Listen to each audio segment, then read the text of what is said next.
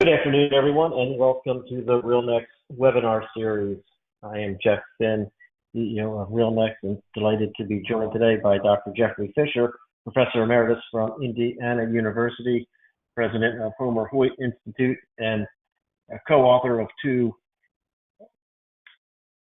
real estate business school texts, Real Estate Finance and Investments, and Income Property Valuation. And Dr. Fisher will be sharing with us today comparative lease analysis with RealNext, and we'll be focusing on the fundamental thoughts that go into a lease analysis, a comparative lease analysis, both from a tenant and landlord perspective, and show you how you can implement that using the RealNext Market Edge program. Welcome, Jeff. Glad to have you with us once again for this session, and we want to remind everyone that they are in mute, but we want to hear from you through the chat or questions, and we'll interject along the way if you have any thoughts or questions that you'd like to pose. The session is being recorded and we'll be circulating it after, so if something comes up and you need to remind yourself of the deck and the video recording will be available to you. So, Jeff, I will let you take it away and look forward to hearing your session on lease analysis. Okay, thanks, Jeff. So the lease analysis actually, and it looks like I somehow missed the first couple of slides when I last loaded it. So there's two types of analyses. I think I had a previous slide that mentioned there's two types of analyses we do. So one is an owner rep analysis and one is a tenant rep analysis. So with the owner rep analysis, that would be like looking at it from the owner's perspective. That might be negotiating different lease structures for a new lease on space that's in the building, or renegotiating an existing lease. Seen a lot of that in recent years, or evaluating a lease buyout.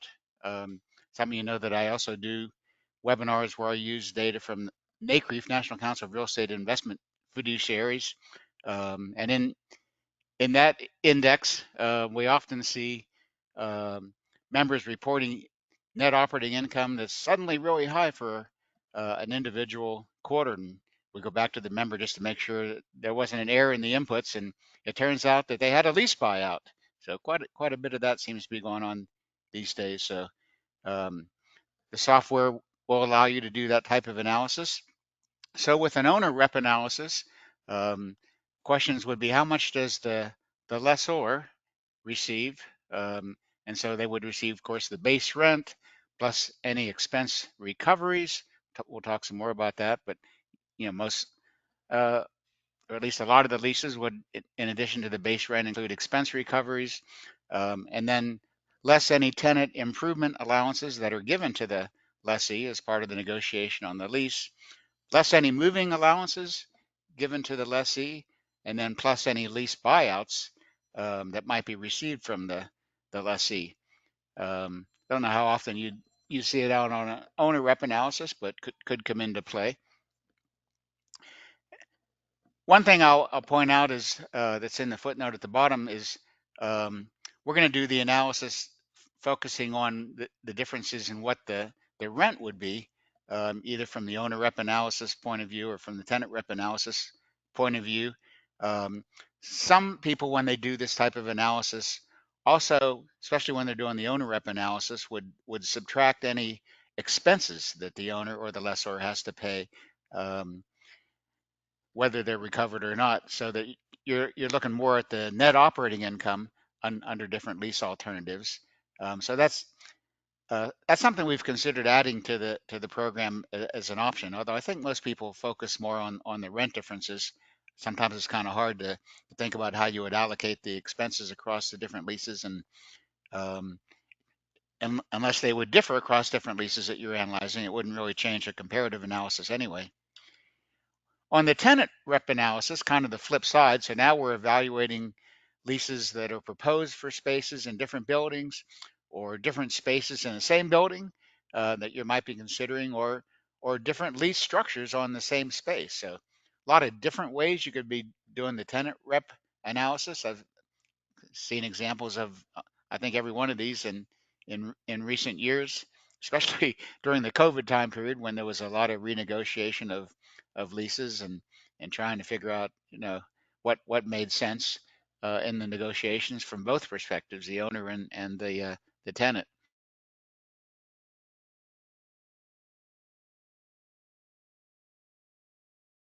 That are paid to the lessor, plus any expenses paid directly by the tenant, plus any moving costs. If it's uh, if we're looking at a situation where you're moving to a different space, or that may be one of the alternatives you're looking at, and so that would be uh, one of the differences when we do our comparative analysis across different leases.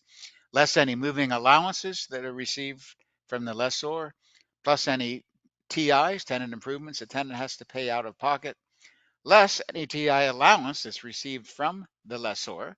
So, we got to capture basically the difference between those two. Any TIs that the tenant has to pay, but then, take into consideration they may get reimbursed through a tenant allowance for some of those uh, tenant improvements. And then again, there may be some lease buyout payments involved in the analysis. So when we do the lease analysis, we have to look at the structure of the lease. Is it a gross lease where the owner pays everything? Is it a net lease where the tenant pays? Or something in between, gross lease, but where there's, some kind of base stop and the tenant pays above a specified amount. Often that's the first year of expenses. So the owner says, I'll pay the first year of expenses. But if expenses go above what I are the first year of the lease, we're going to pass that through as additional rent. Um, and that could actually be specified for each expense. So it could differ for each expense whether there's a pass through or not. And then we can indicate how the expenses will change over time. Are there steps in those reimbursements, and or how the expenses themselves may change over time that then impact the reimbursements. So again, you see the choices. The screenshot on the lower right is from the program that shows where you're putting in the amount of $5 per square foot per year. A lot of different options. That you see a little drop down uh, menu there where you could pick other choices like annual or a fixed amount and so forth, and could be free months associated with it. And then you have your different recovery types, the triple net, the base stop, as I just talked about, or the base stop put on a per square foot basis. There could be caps, where there's a limit to how much it could go up, so that the uh, tenant has to pay above a certain amount, but then there's a limit. Once expenses reach a certain amount, then they don't have to pay any more than that cap amount, or could be none. So that always one of the choices. So when we do our analysis, what are the key measures that we want to look at? Uh, we want to look at the total rent over the lease term, but because leases can have many different payment patterns and different step ups and reimbursements and all kinds of other things that can impact the payments over time. Just looking at the total rent is not always a very good measure.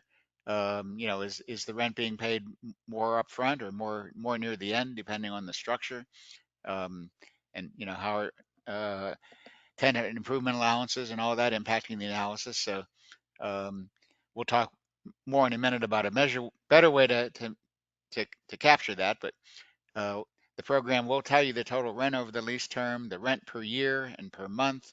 Can look at on a square foot basis, looking at it in terms of either usable area or rentable area.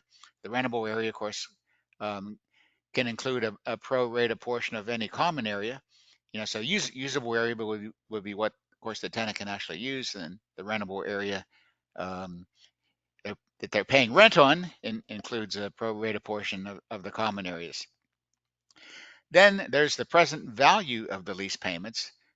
So that gets at the issue that I mentioned earlier, where there could be a lot of different patterns to the lease payments over time, and you want to take that into consideration in your analysis. So the program will give you the present value of all the lease payments, and then it's going to convert that into something called the net effective rent, a term I'm sure most of you have heard about. But how is it calculated? Sometimes people just add up the rent and divide by the number of months of the lease. So it's kind of an average over time. It's really conceptually anyway, better to first take the present value of all the payments at some discount rate, some rate of return that you could get on your money. And then what you do is you spread that out as level payments that have the same present value. It'd be like saying what level payments have the exact same present value as the actual lease payments, which could be going up at different rates over time. And so what that does is allow you to compare those level payments. Since you've leveled out the payments in all the different leases, it allows you to compare them more on an apples to apples basis. You could do the same thing with just looking at the present values, but I think it's just easier to relate to something that looks like a rent payment, but we've converted it to where it's as if it's level each year. And that's where the discount rate becomes important, because it'll um, basically take into consideration that lease payments you have to make earlier um, impact you more as a tenant. Of course, it's better for you as the owner. So these things always depend on which perspective you have. But that discount rate, I think, gives you a little bit more realistic answer to the net effective rent calculation. We'll come back and see some examples of that here a little bit. So here's a kind of a simplified owner rep example. Base rent is $20 per square foot in year one. It's increasing 2% per year. The rentable square feet is 100,000. We'll keep it simple here and just say the usable square feet is also 100,000. The lease starts in October of 2020. It's a 5-year, 60-month lease. Operating expenses in year one are $5 per square foot. They're going to increase 2% per year. We won't have any free rent, but we could have in the analysis. And no tenant improvements to start off. We'll add that later on. But we will have some recoveries where there's a base stop of 500,000, which is based on what those first year expenses are. So again, that means anything above what would be 500,000. Usually you put that on a per square foot basis, and if it's above the amount per square foot that translates to, then the owner has to, or I should say, the tenant has to reimburse the owner for the amount above that. So this is what the inputs would look like in RealNex. You've got your base rent, $20 per square foot. You see it's per square foot per year. Again, a lot of different options into how you could have put that information in there. On the right-hand side, we've got the escalations to take into consideration how the rent is increasing. Of course, it doesn't have to be the same 2% every year. It can be whatever increase or no increase or decreases for that matter if you have a situation like that. Then you see on the left, um, what's being input here is the base rent, but those are at least some of the different alternatives you could also be entering data on. So in addition to the base rent, we could be entering data on the operating expenses. And then of course, the next couple of things are types of operating expenses. The reason it's set up this way is you can either put in all the operating expenses as one input, or you can break it down into the detail where you put in the taxes and the electric and the janitorial and so forth. Um, or you could use still use the operating expenses, but those would be everything but the taxes and insurance, etc. Now you don't see insurance listed here, but you notice that, um, and I think it actually shows up further on the drop down, but you can rename any of these. So you see ones that say other operating expenses. We could rename those to say insurance or whatever we want them to say. Or you could change the names of any of them. Taxes, you could change that name to the property taxes. Maybe that would be more descriptive. So these are just suggestions as to what expenses you probably have to deal with, but you can rename those as needed or add to them. Okay, I think that covers kind of the base inputs. Then for your operating expenses, so I'm going to the operating expense category. Same menu on the left in this case, but I've picked the operating expenses because of course the inputs are going to differ for the expenses than they did for the rent. So we have our expenses here of the $5 per square foot per year. It's again a base stop, and You see the 500,000 that we talked about is the amount above which the tenant has to reimburse the owner, which in this case was actually based on $5 per square foot, where remember it was a 100,000 square foot lease. That could be based on either rentable area or usable area, most likely based on the rentable area. So your $5 times the 100,000 square feet puts in the 500,000. When you're entering the data, you could actually put in the $5 and it would calculate the 500,000 for you. So it's not like you have to do those calculations. And then you see the escalations here for what the operating expenses are going to do each year, 2% per year, which again wouldn't have to be the same rate each year. You can have it go up or down, whatever is appropriate. So based on that information, again, kind of a simplified example, we'll look at some a little bit more complicated examples here in a little bit, but you see our base rent each year. You see the operating expenses. So in this case, it's the reimbursements. Again, we're looking at it from the owner's perspective of what's the total rent that they're going to collect. Okay, so it's the base rent that they're going to receive each year plus the recoveries, the reimbursements that we're going to receive, which is like additional rent, and so that gives you your total, or labeled here your net rent for each of the 5 years of this lease. As I was saying before, some people might extend this analysis to actually subtract then the operating expenses that have to be paid by the owner below that net rent number, which gives you more of a net operating income type of number, but on an individual lease. So just to be clear, some people sometimes get mixed up when we talk about operating expenses. There's the operating expenses that are the recoveries, which is that portion of the expenses that the tenant has to reimburse the owner for. That's different from the total operating expenses that the owner still has to pay out of whatever rent is collected. There could be tenant improvements as part of the analysis. You'll notice here that um, there's two inputs involved in that. And also notice on the left-hand side, we're now highlighting the improvements row of the drop-down. We've talked about the base rent. We've talked about the operating expenses. Now we jump down to the improvements. And each time you select a menu item or a row on the left, the choices on the right are going to vary depending on what you need for that particular input. So in this case, what are the total improvements that you have to pay?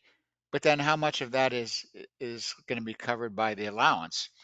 So the owner, or I should say the tenant in this case, has to pay 20, but you're going to provide an allowance of $10, which is of course all the owner really cares about, maybe. Although they're negotiating with the tenant, it's also concerned about what they have to pay on the space. We'll get to that when we do the tenant analysis, but in this case, it'll be the $10 per square foot that the owner has to pay that's going to impact our calculations. And so you see that here, where we now have, and that wouldn't have to be at the beginning of the lease. The tenant improvements, I think, are usually at the beginning of the lease, or certainly during that first year. So here it is shown at basically at the time the lease is being signed. So that's based on this $10 per square foot times the 100,000 square feet. So that gives us our $1 million as tenant improvements. And so that's going to enter into our calculations. Like if we were calculating the total rent over the 5 years, we would have a negative 1 million before we have the positive 2 million, right? So that's going to reduce the amount of rent that we're going to get over time. And that's again going to be important in our effective rent calculation that we talked about, because having to pay $1 million up front is not something we'd like to do compared to maybe paying less up front and maybe having lower rent payments in the future. So we want to be able to look at all that on an apples to apples basis. Looking at the actual program here for a minute, you can see how based on those inputs that we just talked about, you've got the total present value of the lease payments, um, based on both adding them up, which is the 9,510,100, or based on discounting them at the discount rate that we put into the program. And then that can be put on an average basis, or where it says effective, that's where you're calculating the annual amount that has the same present value. So the idea would be, this is as if you just had level rent of 1,858,631 per year. You didn't have any tenant improvements. You just had 1,858,631 per year. So you can see how you could compare that with a lease that maybe didn't have any TIs, that just had level payments, um, and had, a higher or lower net effective rent, so you could tell which one was better or worse. And we can look at that per square foot of usable area, um, or the program gives you the choice of also looking at in terms of the rentable area. Probably for comparing leases, you want to look at it in terms of what it's costing you for the space you can actually use, even though the rentable area is what's used to calculate the rent payments. And then you also see it on a monthly basis, on again, the average and then the effective, and on a per square foot basis. So on the upper right-hand column, this is something that you've probably never seen before and wondering what the heck it is. This is something relatively new that's been introduced by FASB, Financial Accounting Standards Board. Virtually all tenants have to do this now. They didn't used to have to, but based on the Financial Accounting Standards Board rules, what they have to do is they have to show the impact of the lease on their balance sheet. Um, and so how does that work? Well, um, the way it's shown on the balance sheet is both an asset and a liability. Usually they're pretty much the same amount initially, although over time it's going to vary, and it's going to vary depending on the type of lease. So we're going to see it could make a difference for those tenants that are concerned about how this is going to impact their balance sheet, because the balance sheet can affect their stock price if they're a publicly traded company, but could also affect financing terms, and um, how liquid they look, and different ratios that might be calculated evaluating the company. So the idea is that I'm going to have to show, because of this lease that we've been talking about, on my balance sheet, I'm going to have to show an asset of $9,951,000. I guess that's good you have an asset, but you also got a liability of, in this case, $8,951,506.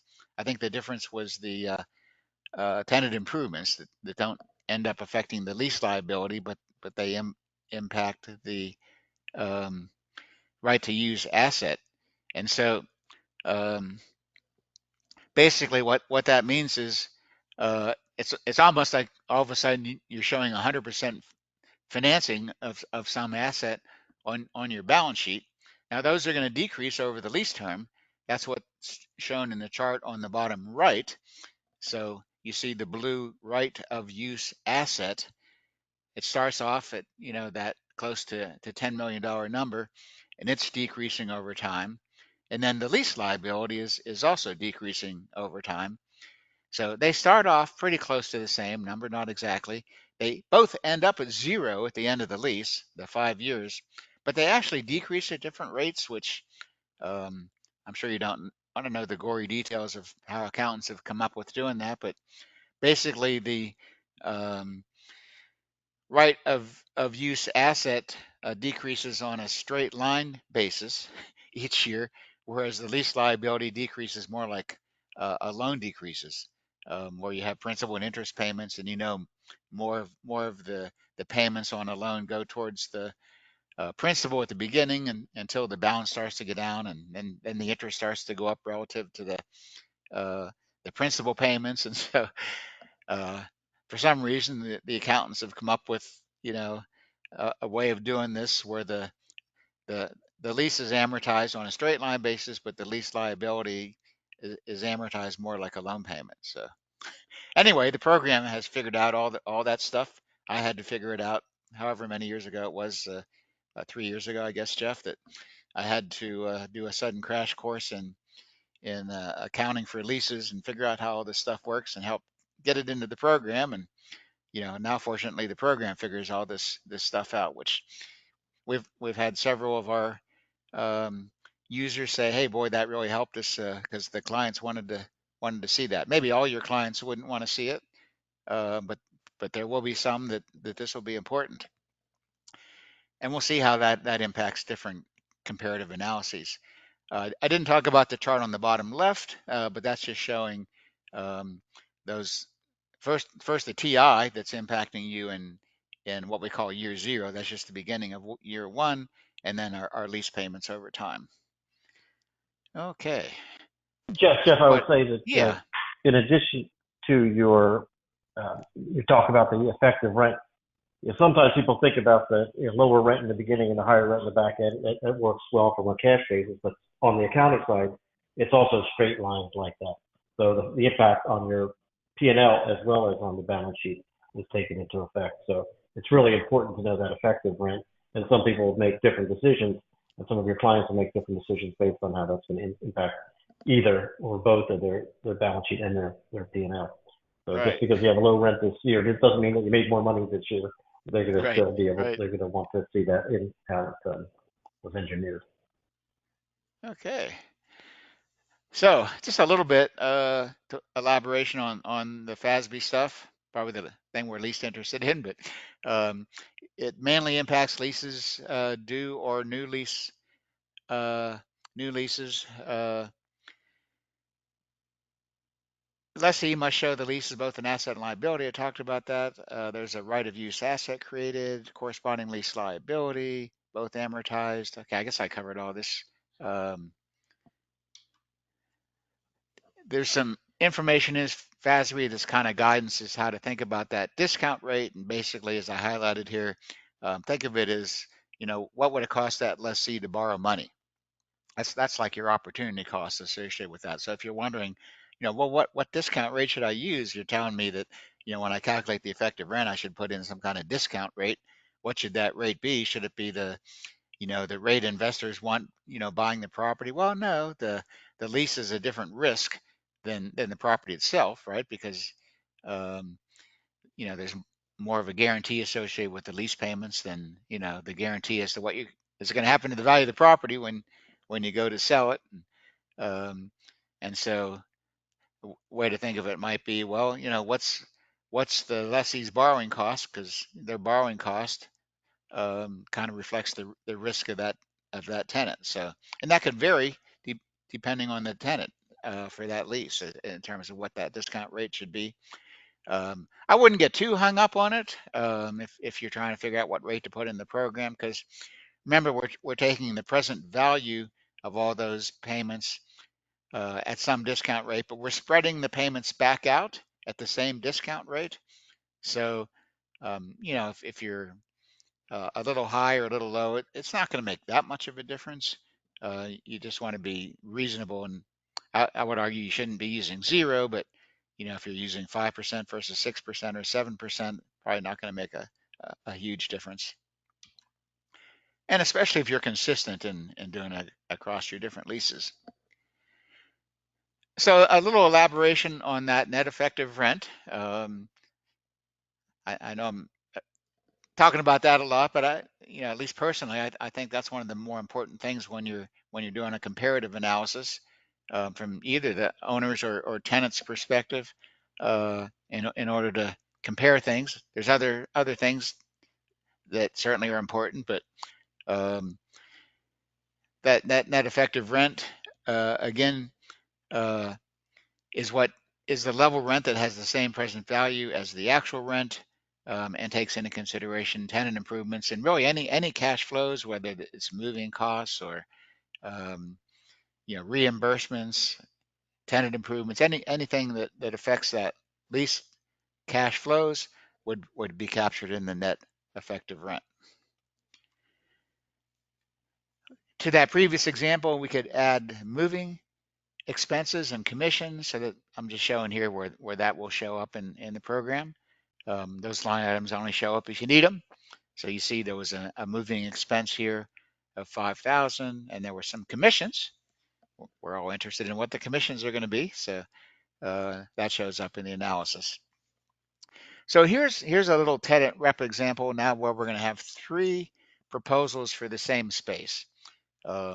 We've got a rentable square feet of 100,000, a usable square feet of 100,000. Lease starts July of 2022. 60-month lease, operating expenses $10 per square foot, increasing 3% per year.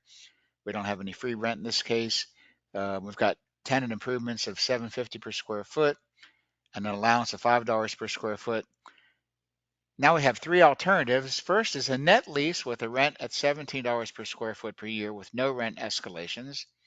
The second is a gross lease with rent at $25 per square foot per year. That's going to be increasing 4% per year, though.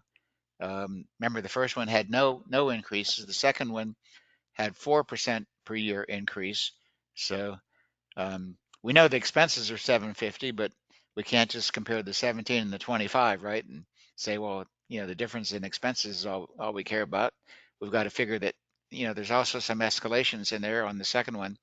And then the third one has a base stop in it. So that's even made it a little bit more complicated because it's going to have rent at $24, but it's going to have some reimbursements. And the rent's going to increase at 5% per year. So which one is better for the tenant? Whichever one's better for the owner is a little different question, which we can also answer, but we're going to look at it from the tenant's perspective here. So if we had a polling question, we might see which one you'd pick, and if you got it right. I'm not good enough to just look at all 3 and instantly tell you which one is better. Maybe some of the people on the call can do that, but anymore, rely on software to help us make these decisions. Even more and more chat GPT to help us make these decisions, right? But not part of this webinar. Maybe we'll be on a future webinar. We're talking about ways we can input that information. So for our base stop lease, we'd put in the information. I kind of went through the inputs before, so I don't need to go into details of how you do that. So, but we've got a base stop in this case, and we've got some escalations on the right-hand side, and we've got our operating expenses shown here that would come into play on the reimbursements. I guess I'm showing this one because it's the one that is maybe more complicated in terms of having to deal with the reimbursements impacting our analysis. And it also has some tenant improvements we had to deal with in all of them. So again, the improvements are costing $750, but the allowance is $500. So from the owner's perspective, it's the $500 that's going to impact the rent that they're going to end up getting. So this would be a snapshot of the base rent alternative. You got the 3 at the top here. See, you got your net lease, your gross lease, and your base rent. So those are the 3 alternatives that we're dealing with here. Again, you see the summary of the different analysis calculations we talked about before showing up here, including the balance sheet impact, and then some summary information on each of them. So you've got your net lease, your gross lease, and your base stop, and then a little graph that shows each of them. But here you can really see the details. So based on this, and I circled the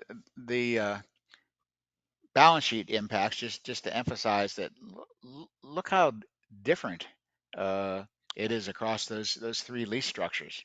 And I won't go into gory details of why they differ. Unfortunately, the program figures all this out, but you can see that it really made a huge difference here from recording an asset and a liability of $7.5 million roughly to to around 12 million on the other 2. Net effective rent, so we like to zero in on that. So we see in this case The gross lease turns out to be the one that has the lowest um, annual net effective rent, which would also be the lowest, of course, per square foot. Well, I guess it wouldn't have to, but if it's the same space that we're analyzing, so obviously the square foot is going to be the same. If we're looking across different leases, then it might differ when we look at it on a per square foot basis. So we could say the gross lease in this case has the lowest effective rent. Um, Although, if you're really concerned about the impact on the balance sheet, I guess the question would be: are you willing to go from 2756 per square foot to 2817 per square foot to not uh, have as much of an impact on your balance sheet? So at least you can present that to your client, and they can make that decision. You probably can't make that decision for them. Only they know how their lenders or their stockholders or whoever is concerned about the balance sheet is going to look at that. If they're trying to get some financing, certainly that could impact the ability to get financing if the lender, and that's why FASB is requiring tenants to do this. The idea is that what corporations used to do in a lot of cases is do a sale leaseback, which, as an aside, the program can also do a sale leaseback analysis. Have some people asking about that recently, is a way for some of the users of buildings that own their building as a way to free up some capital as kind of a financing alternative. And so if you're trying to borrow some money, having that high liability on your balance sheet could impact the ability to get the additional financing. So let's see, anything else on this one? So you can kind of see, I think where at least those two are going to be important: the effective rent and the impact on the balance sheet, and what the tenant, your client, might be looking at, or in this case, the owner, because we're doing an owner analysis. You can create lots of reports. I'm not going to show all the different things you can do with reporting, but it seems to me, Jeff, that's kind of where we've spent a lot of time and effort in recent years, really, adding to the ability to just do all kinds of things with reports. So you can really customize them. I don't know if you want to add anything, Jeff, but you can really customize these reports, not only the lease analysis, but any kind of report from RealNex to really Yeah, I think meet today your we'll needs. focus on the numbers, but as you said, there's a number of different presentation formats and styles and packaging to make these very professional output and presentations for your clients. And you can publish those in a lot of different ways. Once you've created your report, you can create a PDF file. You can email to the client. Um, just a ton of different ways you can publish the information and make it available. And as part of creating the report, you can have nice pictures. And what I was showing you a lot earlier is inputting the information, but when you create the report, it looks very, very professional. And again, you can customize it, add your own logos, and just do all kinds of things, and decide which things you want to show. Um, Not everybody wants to show all the details to their client. Some clients want to see more than others, so you can customize these things. So in this case, you see uh, an example of 4 different leases that you might have analyzed, and what the differences are in these different measures that we've been talking about. You see the discount rate here, and the square feet, and the usable area, and um, some additional summary information that you would have put into the program, the class of the building, and so forth. So I've got one more example here of a tenant rep analysis, a case study that actually was based on I think one of our RealNex folks that was helping a client kind of change the names to protect the innocent, but it was on an actual analysis that they were helping them with a while back. And it's a client that has a lease expiring, and they're trying to decide whether to renew in the same space or lease space in a different building. So what are the considerations? Well, they'll have some moving costs if they move to a different building. They may incur some costs for tenant improvements if they move that are not covered by the new landlord. The existing space probably meets their needs. Not to say that they, as part of the lease negotiation, wouldn't ask for some, uh, tenant improvement allowance, but the space, since they're releasing their existing space as one of the alternatives, maybe don't need to spend money fixing it up. Um, Newer building may be a lower class or a worse location, or could be a new building, right? I said that wrong. Could be a new building um, that you're going into that's a higher class, or the the the new lease may be in an older building that's at a worse location, but maybe at a lower rent, right? Um, I know a lot of times in a weak market, a lot of research has shown that tenants are able to move from a Class B to a Class A at the same rent they had been paying and take advantage of the weaker market. Be interesting. That must be going on now, Jeff. I would think to some extent that some tenants are It able to move from a absolutely B is. building to an A and not pay any more rent, The especially new office buildings are space, faring right? much better. Yeah, You can, absolutely. yeah, move to from a C office building to an A and maybe end up paying less rent than you were. So hard to compare leases with different amounts of TIs and allowances and base rent and abatements and steps and expense reimbursements. A theme that I've been harping on the whole time here, but of course that's why we're doing this with software. Um, and so our key lease inputs are the start and end date for the lease, any tenant improvements that are not covered by the allowance, the upfront costs to the tenant of moving, commissions, fees, deposits, etc. What kind of rentable area are we using to calculate the rent? And of course, what area we end up using. The base rent, any abatements, like free rent, any steps in the lease during the term, who pays the expenses? Is it gross, triple net, so forth. So all that would go into our analysis, and then we want to look at the rent per square foot, um, so we can compare things on a apples to apples basis, as we've been talking about with that net effective rent. And we have our financial statement considerations that we've already talked about. So uh, again, we're doing, and I somehow lost the slide at the very beginning that showed where we're doing this analysis in RealNex. So emphasize here that uh, we're doing the lease comparison analysis. RealNex, and probably most of you already know this, but it has the property search, the listing management, the CRM, um, the investment analysis, presentation, and property analysis, which is really your investment analysis, as I call it. But I think a lot of people use it probably more for the nice presentations you can create that go along with that investment analysis. And then your deal room and your tour book and deal management, uh, and even the RealNex VR to create 3D models of the building. So we're just doing the lease comparison analysis, and in this webinar, we're just talking about it. We have separate webinars on all this stuff. I do one on the investment analysis. And so going into that analysis, and then some of the examples I was doing was based on one I created just called Office Tenant Rep Jeff. And then we've got our information on that property. So in this analysis here, where the tenant was choosing among different alternatives, and I think the names would change here to protect the innocent, but we had these different alternatives, like the Oakhurst Park Office Park was one alternative, Concord Technology Offices, Campus Center Offices.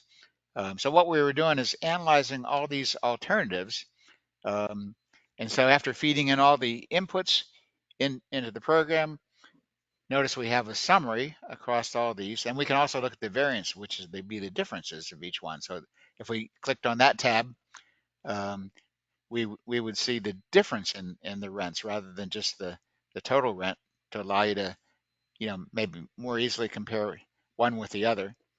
But what I want to go to is this slide here kind of summarizes how you might present this to a tenant. So um, For each of our alternatives, we see the net effective rent per square foot here, and then we see the lease liability here um, in terms of what it is the first year. And I just kind of summarized the things here that was part of the inputs that we were able to put into the program. So the Tri-Staff was the current building that they're in, so there's no moving costs or TIs. Um, the rent turns out to be a little bit higher on this one on a per square foot basis. You see 3205, right? So um, even though there's no TIs or anything, it still ends up being a higher effective rent, and it does have the least amount of lease liability. So you see 719 versus the other one's 8 and in the nines. Maybe not a huge difference. Um, And so, that would be one of the alternatives. Then we have uh, this one, second one, that's a lower rent, even after the TIs and moving costs are taken into consideration. When I say lower rent, I'm talking about the effective rent, right? So it has a lower effective rent.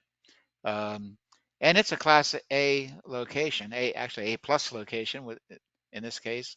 Um, but it has the greatest amount of lease liability on the balance sheet. Then we have one that's a lower, actually the lowest effective rent, but it's a Class B building, although it's at a B plus location. So are you willing to go to a Class B building even though you have a lower effective rent?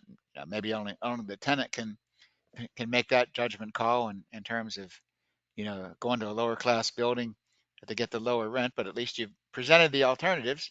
Then we have a Class B building that's an A minus location. But again, we jump up, I guess, more in line with the others, or at least in line with the first two in terms of the net effective rent. And then the last one is a Class B building, but at a B plus location. So I guess not surprising, it has the lowest effective rent. So at least the comparison of the effective rents kind of makes sense once you consider, the different classes and locations. And um, again, by calculating the net effective rent, we've really captured all those different things that are impacting at least the cash flows on each of the lease alternatives in that one single number to make it a little bit easier to do some comparisons. So, some conclusion before we get to any questions you might have. Hard to compare leases without considering all the factors that could impact the rents. The effective rent is one of the best ways to compare lease since it considers the timing of the cash flows. Tenants might also be concerned about how the lease impacts their balance sheet. RealNext lease comparison and analysis is a useful tool for help in all of this analysis. Of course, there's always judgment that's involved. And I don't know, Jeff, if you want to say something about the transaction manager, which allows you to consider more of those more subjective uh, considerations. That's always important. The numbers are critical and a very important part of the real next solution. But as you said, Jeff, the transaction manager and the tour book application also enables a tour book to create a web portal or a mobile app for the clients to actually rate and evaluate spaces and deal with the more subjective aspects of the decision-making process. So it could be that while the numbers are better in one building, and their employees' quality of life, the walkability, the infrastructure from the broadband or other types of aspects of the building are critical. Access to a metro station or other mass transit, so you can set up a table of critical variables that you can also rate and evaluate properties against or spaces against, and then have a similar type of matrix for decision making that we have for the financials, but on those more qualitative aspects of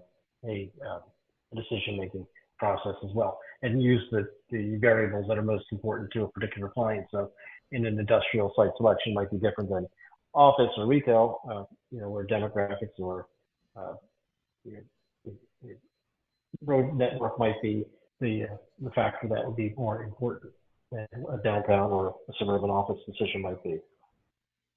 So I think we were trying to give you all the tools that you need to help your clients make the best decisions, and you to help advise your clients as well. effectively as possible. And have that mobile connectivity with your clients is a fantastic way to differentiate yourself and how you're presenting and sharing information and engaging over the life of a tenant rep leasing assignment. If anyone has any questions, we still have some time for them. Otherwise, as a reminder, we will be sending out the recording of this. And Jeff, if you can share the deck, I'll add the deck with the recording as well. Let's see, there's a question, but if you could chime in by text, there's a new interface here in the GoToWebinar, and it's not enabling us to easily open up the mic. So apologize for that. I just want to chime in with any questions in the question box. We'll address them there, or we'll read them and Jeff can address them. But to get your input, please type them in. As Jeff said, we opened up the webinar software for, like 10 minutes or so before the webinar, and all of a sudden it's completely different than they never even told us that we're changing their interface. You might have changed it to the point where people can't find the question box. So Yeah. don't know. Well, The same if they interface. email us, and we'll be happy to get back to them. And we have yeah, please do. Yeah. Please send any emails into either Jeff K. Finn at realnext.com or Jay Fisher at realnext.com, and we'll be glad to address any of the questions. And if you have any challenges with running the software, implementing the Market Edge solution, just go to your top menu for support, and we can set up a session with one of our specialists to walk you through an analysis and make sure that you have the results that you're looking for. So Jeff, thank you once again for joining us. Appreciate your time and education on this, and thanks everyone for joining. Okay, I hope that was helpful to everybody.